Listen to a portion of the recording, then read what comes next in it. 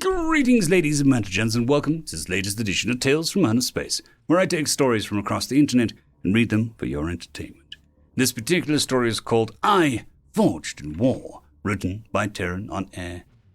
Mark 0608, Taffy Puller. That was my actual name. My name is Taffy Puller, for that is what I do, and that is what I love to do. My brothers and I were built for war. We were soldiers with flesh made from steel and wood. The only difference between us was the small sigil placed upon our foreheads. We were perfect in our way. We were built for perfection. We were built for war.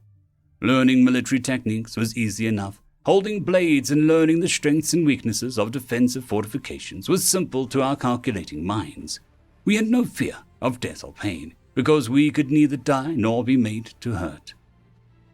That was when our human commanders realized a fatal flaw in us. We could not fear, and we could not want. We didn't know how, and we didn't know why. We had seen brothers die on the battlefield and thought nothing of it. They simply ceased to function in the midst of combat. After a few victories and the loss of several of my kind, our human captain, George Calhoun, brought us all together and told us what happens when one of us dies. Nothing. There is nothing there. There is nothing for soldiers with steel and flesh and wooden sinew. All that would await us was a dark, inky blackness that consumes all that would be seen. There was no wood. There was no steel. There was nothing to see or hear. We would never see our brothers again. We knew nothing of fear before that moment, because there was nothing for us to be afraid of. George planted the seed of fear within us.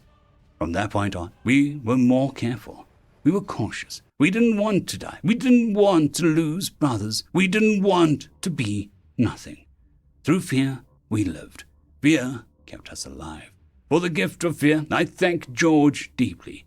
For without fear, I would likely not be alive today, nor many of my brothers. That wasn't the only gift George gave us, though. He was our captain and a brilliant tactician with an inquisitive mind. He wasn't like the magic users, but that didn't make him unintelligent. He wanted to know what were we. Clearly, we were metal brought to life with magic. No. He wanted to know what was inside of us. We couldn't eat, but did we want to? We didn't sleep, but was it something we would like to try? These were curious questions. I never asked myself these things before. It was like I didn't have the words to even know. Then he just gave them to me. In asking us about what we wanted out of life and what we might do after the war, he told us about his own plans. He was going to open a candy shop. Calhoun's Confectionaries, he called it. He told us of a building that he was going to buy back in his hometown. He was going to fill it with lights and machines and candy. We didn't know what candy was. Was it like knives or oil? Did you use it to burn enemies or bring light to the darkness? No, he told us. Humans would use it for repairs, not physical ones, but the damage one takes to the soul. That was a newer concept still. Soul. What was that? Is candy really so attached to the human soul? He told us about it time and time again. He was going to be a businessman, and he was going to sell his candies to all the small humans and all the big humans. He brought a smile to his face. Happiness. I never smiled before. I didn't know what it meant to be happy.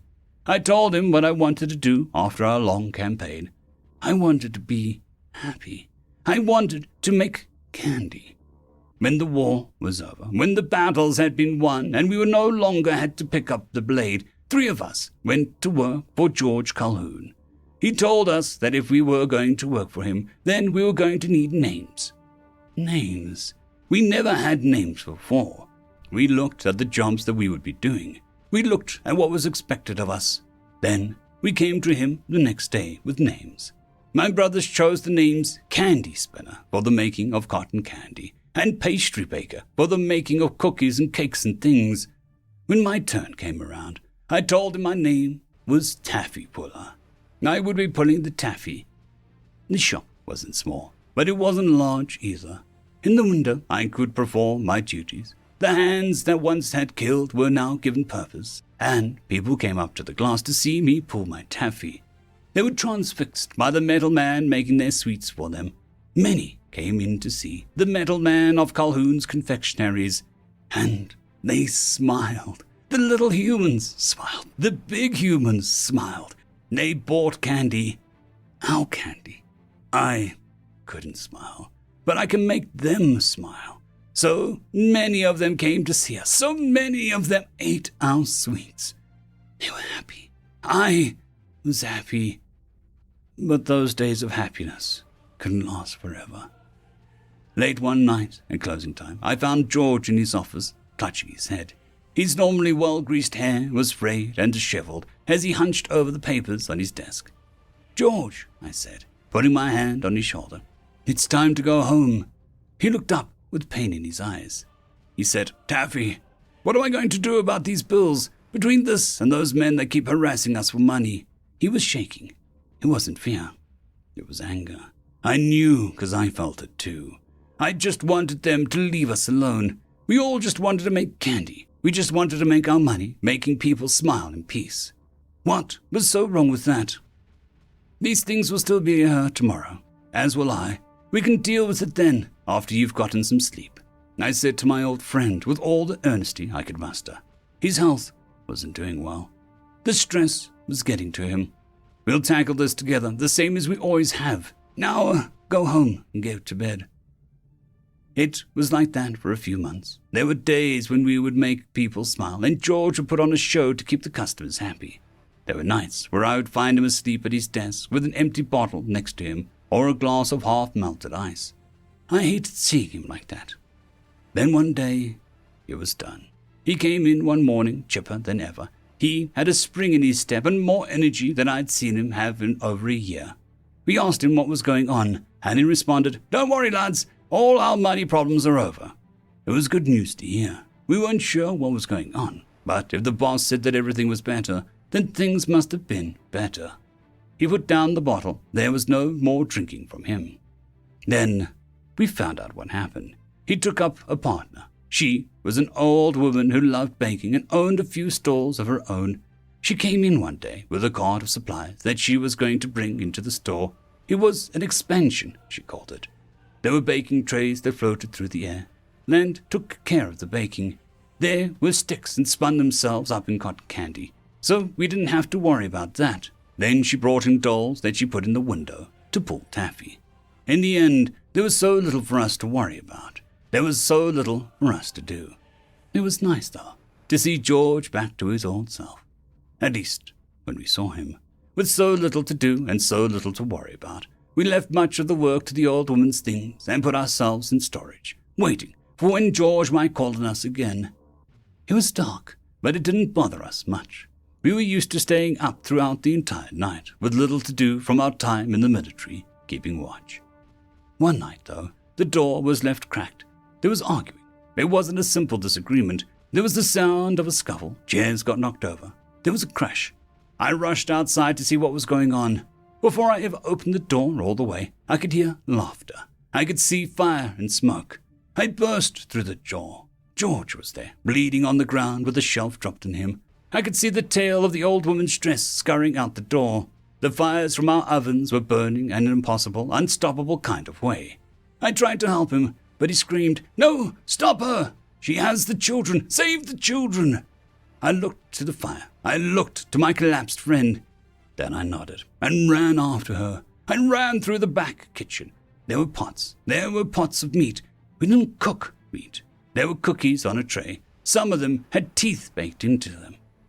I ran, fearing the worst. What had she been doing in our store? My legs carried me to where we stored our flour and sugar. She wasn't there. In her place was a small human. Her mouth was gagged and her hands were tied. I picked her up. I looked back, but smoke and light were filling the room.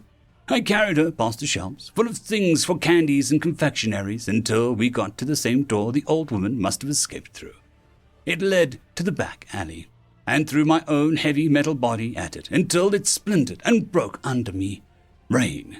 There was water in the streets. I couldn't see that woman. I just saw dark clouds and the light of a flame climbing higher and higher. I undid the girl's bindings and brought her to the main street, where people were standing in front of our burning store. My brothers were there, their wooden pods singed and cracked. In front of them lay a body. It was charred and warped. It was breathing in an agonizing way.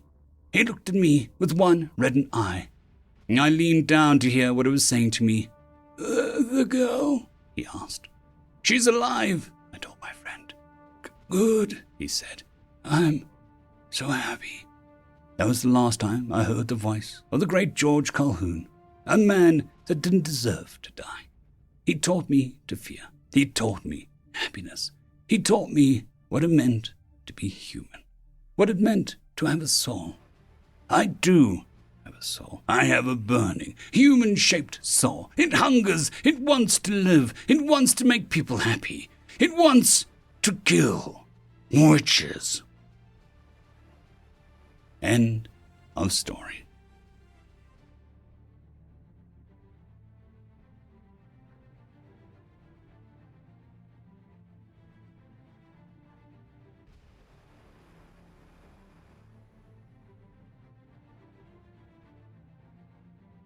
I would like to thank the T5 peeps, Cam Maxwell, Casper Arnholtz, Bushmaster 177, Leslie 517, Red Panda 121, Cold War Boomerwaffen, Lightjock, Dragzoon WRE, Lord Azrakul, Severin Cerberus, and Arcadian. Thank you very much.